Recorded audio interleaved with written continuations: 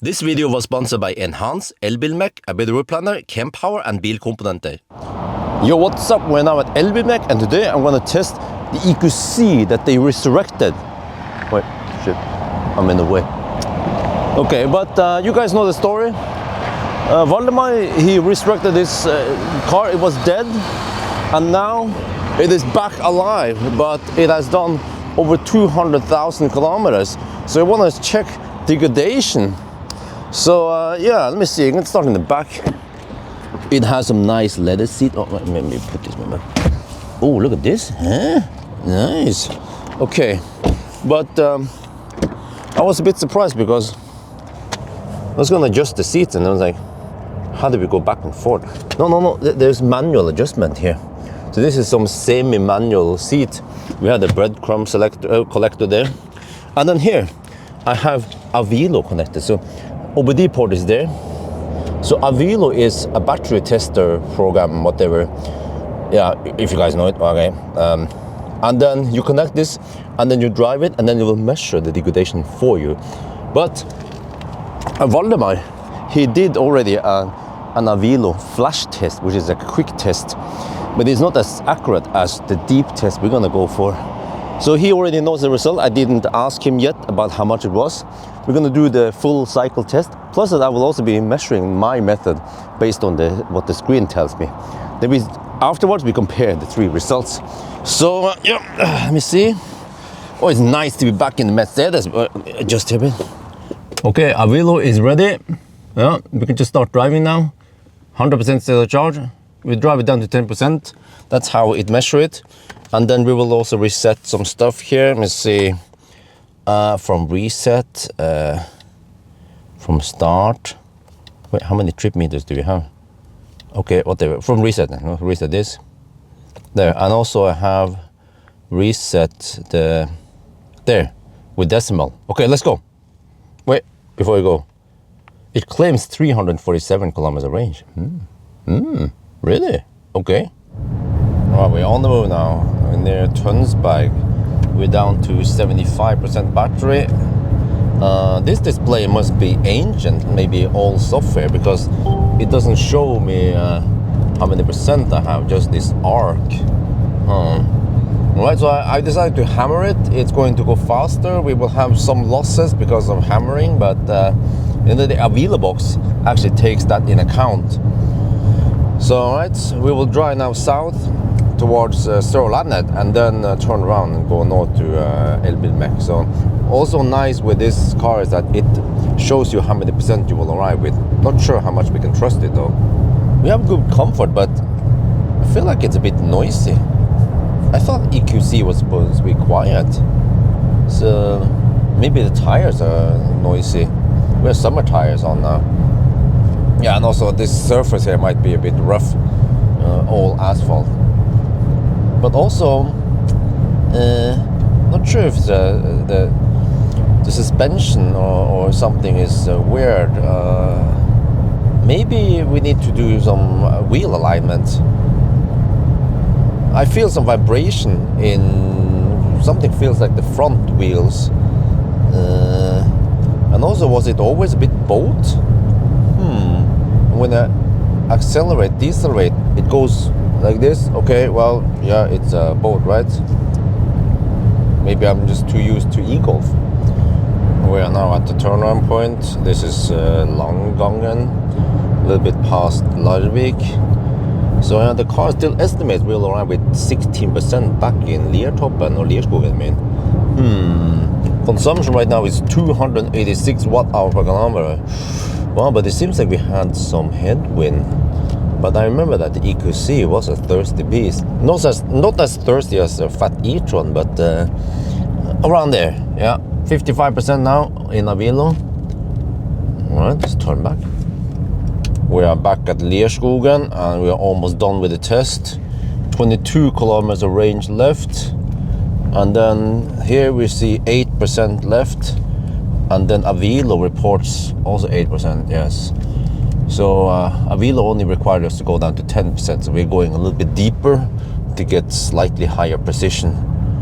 So it's, yeah, I forgot to tell you that we have 215,000 kilometers on the odometer. So this battery has done some cycles, maybe around 700, wild guess.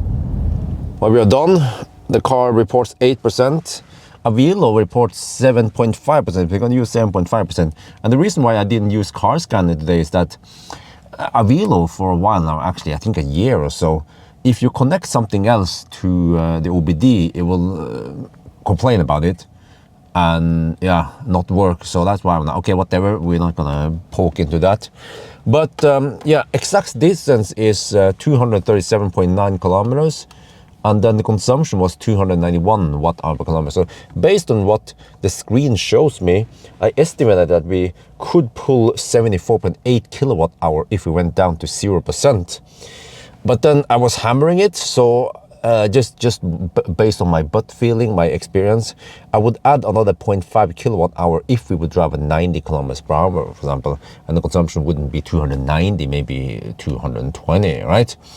So yeah, that is my best guess, 75.3 kilowatt hour, and then that means only 5.9% degradation after 215,000 kilometers. That is incredible. It's actually better than Tesla. I measured Tesla after around 150,000 kilometers to have 5% degradation. Okay, but I'm not sure if my result is correct. We have to check here, and we also have to check with Valdemar, the flash test he did yesterday. All right, so the flash test shows that, well, it's in Norwegian, but 92 out of 100, but it's just the score. Analyzing history from it. Also charging and driving behavior, and then the high voltage performance and something. But hey, okay, state of health. Avilo, at least the flash test, claims almost 96%, so only 4% degradation. And then according to my test, it was 5.9%. Wow. But if I actually don't count the hammer, what do you call it, the hammer adjustment, it would even be worse, the result. So maybe the hammer adjustment, the 0.5 kilowatt hour was too low. Maybe we should have added 1 kilowatt hour, I'm not sure. But now we just have to wait for the deep test result. Test, right? Yeah, from Avilo. But I'm impressed so far. Huh? Yeah. It's despite, I mean, even if it was 6%, it's still very good. Model S I tested, Millennium Falcon I tested many years ago. After 150,000 kilometers, I estimated around 5% degradation. So Tesla would be at maybe 7-8% at 215K, yeah. Rough estimation. But yeah, let's wait for the last result then. All right, we have the result from Avilo. It took 1 day before the PDF arrived. I wonder if they are doing some manual verification of the data. Otherwise, it would come immediately, right? But anyway, so the Avilo test claims that it's 93% state of health or 7% degradation. And if you look at the numbers here, they measured only 72.8 kilowatt hour during my test or my drive, right? And also they claim that it has 78 kilowatt hour when it was new.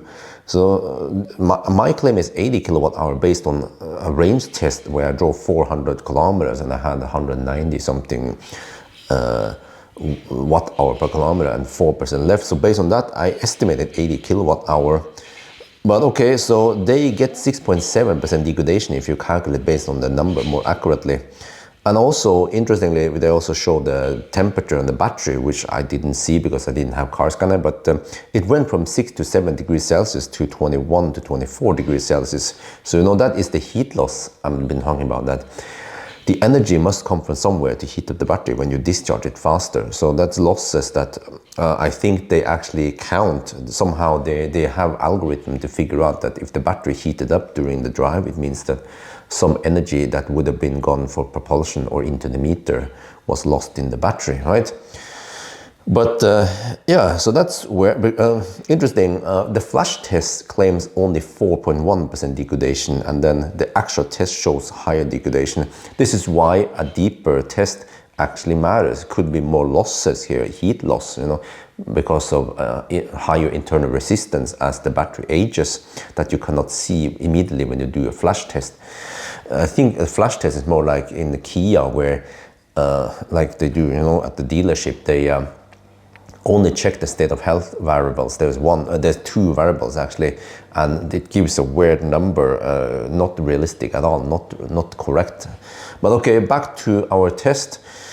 I measured 5.9% degradation, and I was just guessing the losses. Of course, ideally you need to go slower, but then also going at 120 kilometers per hour is also a realistic test where you don't go dog slow. If you use this across Europe, you might want to go even faster, and then the losses might be even higher.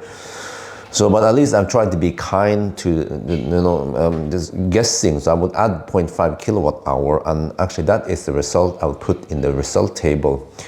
So yeah, 5.9% degradation is very good given how many kilometers this car is driven. We had another EQC tested in Finland, but I didn't do the test. I just looked at the screenshots. In a way, it would be as if I drove the car and I just look at all the data, right? And that had higher degradation, but it was mostly DC charge. Yeah, it was a taxi, and he had a Kempower S-series portable DC charge in the garage.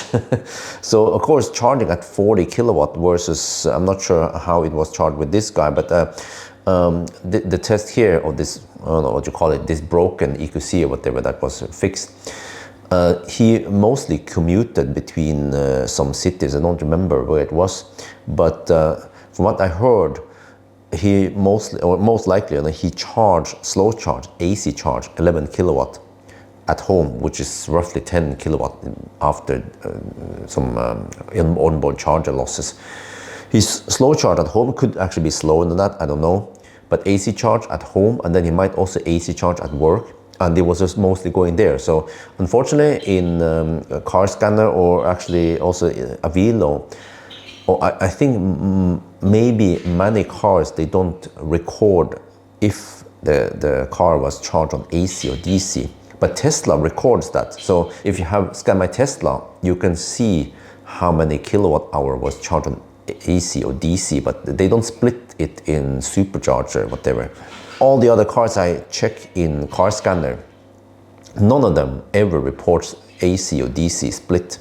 So that is, I think, somewhat relevant, because from what I've seen now over the years of testing degradation, it could seem like lots of DC charging will maybe not kill the battery, but it degrades the battery more.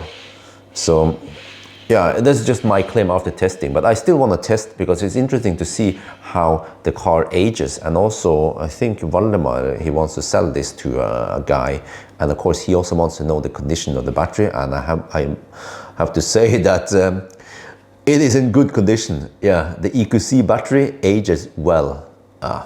So that's going to be it for now. I hope you guys enjoyed this video. As always, thank you for watching, and talk to you later.